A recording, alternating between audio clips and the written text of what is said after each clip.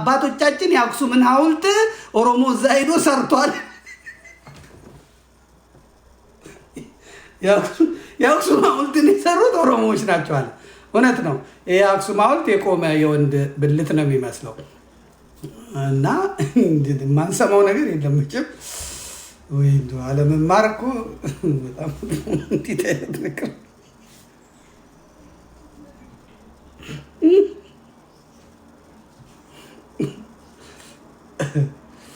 የአክሱም ሐውልት አለ የቆመ እንትን ነው አለ። እዚህ አባቶቻችንም አባገዳዎች እዚህ ጋር ብልት ነው የሚያደርጉት አለ። ስለዚህ እዛ በድንጋይ ተሰራ፣ እዚህ ጋር በብረት ተሰራ፣ አንድ ነው አለ። በቃ አለቀ። ስለዚህ አክሱም ሐውልት የተሰራው በዚህ ነው አለ እና ብቻ ግሩም ነው። የማይሰማ ነገር የለም። እንግዲህ አሁን ጫጫታ እያመጡ ነው። ሲስተማቸው እንደዚህ ነው። የኦሮሞ ሲስተሙ እንደዚህ ነው። የኦሮሞማ ሲስተሙ እና አብይ አህመድ እዚህ አሁን ኢትዮጵያ ይመስሉ ይታያሉ። አዲስ አበባ የሁላችንም ናት፣ ግን በቃ በህገ መንግስት ውስጥ እንደዚህ ተብሎ ቢጻፍስ ለማብረድ ከውጭ ያለውን ጫጫታ ለማብረድ ቢጻፍስ ይላችኋል። አሁን ታያላችሁ።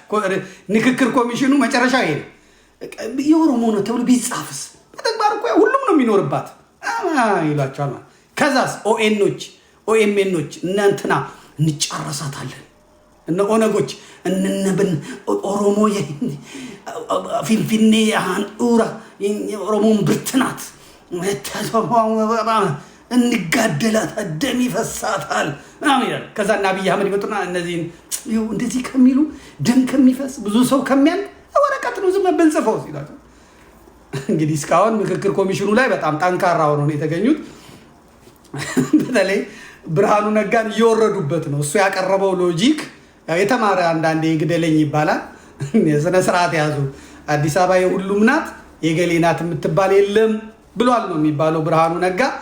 አይ አዲስ አበባ የኛ ናት የምትሉ ከሆነ ህዳሴው ግድብ የቤኒሻንጉል ነው፣ አባይ ወንዝ የአማራ ነው፣ ምንትስ ነው ሲላቸው አይ እሱማ የጋራ ነው፣ አዲስ አበባ የኛ፣ አዲስ አበባ ከኛ እንትኑ የኛ የሁላችን ነው አሉ። አይቻልም ተብሏል። በታሪክ ከመጣችሁ ደግሞ ብሎ የብአዴን ሰዎችም ጓ ብለዋል አሉ። በታሪክ ከመጣችሁ በታሪክ መነጋገር እንችላላችሁ። እናንተ መቼ ነው የመጣችሁት? እኛ መቼ ነው የመሰረትነው? መነጋገር እንችላለን ብሏቸዋል። ቡጡ እንደቀጠለ ነው። ምን ያርጉት ምን ይሁኑ ፈጣሪ ይወቅላቸው፣ መድኃኒዓለም ይወቅላቸው። ግን የንክክር ኮሚሽኑ ከዚህ የዘለለ ነገር የለውም እና ከሆነ እነሱ ይሄን ካደረጉ እነዛ በዛ በኩል ትግሬዎቹ ጽምዶን የምጠራጠርበትና ጽምዶን ማልቃወምበት ምክንያት ላይ የምጠራጠርበት ምክንያት ላይ አቋሜን መጨረሻ አሳውቃለሁ። ግን ብአዴኖቹም ትንሽ ጓ ማለት ጀምረዋል። ዋይ ብለዋል። በአዲስ አበባ ጉዳይ ላይ ምክክር ሳይሆን የተያዘው ዱላ ጥዝጥዝ ነው የተያዘው። ግን ተመካከሩ አልተመካከሩ የሚያመጡት ምንም ነገር የለም። እስላሞቹም ያው ተናንቀዋል። ኢትዮጵያ የሚባለው ስም ይቀየርልን አልሀሩሻ ትባል ብለዋል አሉ። አልሀሩሻ ነው ምናምን የምትባል ትሆንልን ብለዋል አሉ። ምክንያቱም ነቢዩ እንትናቸውን ሲልኩ እንደዛ ነው ያሉት። ኢትዮጵያ የሚባለው በፍጹም የክርስቲያኖች ነው ብለዋል አሉ። መስከረም፣ ጥቅምት፣ ህዳር የሚለው ይቅርና በአረብኛ እንደዛ ይጠራልን ብለዋል አሉ። ሰኞ፣ ማክሰኞ የሚለውም ዝም ብሎ የግዕዝ ስለሆነ የኢትዮጵያ ስለሆነ እሱም ይቀየርልን ብለዋል። ዓመተ ምህረት የሚለውም ዓመተ ሂጅራ ይባልልን ብለዋል። እና መሞከር አለባቸው። እንደገና ጀግናዎቻችንም የእኛም ጀግናዎች ይውጡ ብለዋል። አምጡ ተባል ቴት ይምጣ።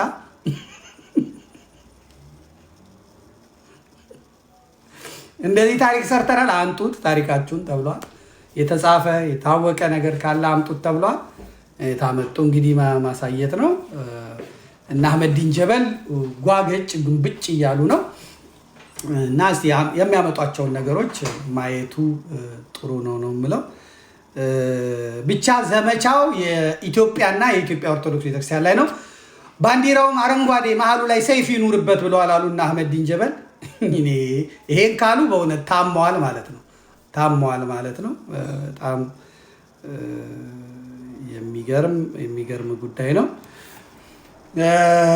እንግዲህ ምክክር ኮሚሽኑ ፍጻሜውን አብረን እንመለከተዋለን ማለት ነው። ከዚህ የዘለለ ነገር የለውም።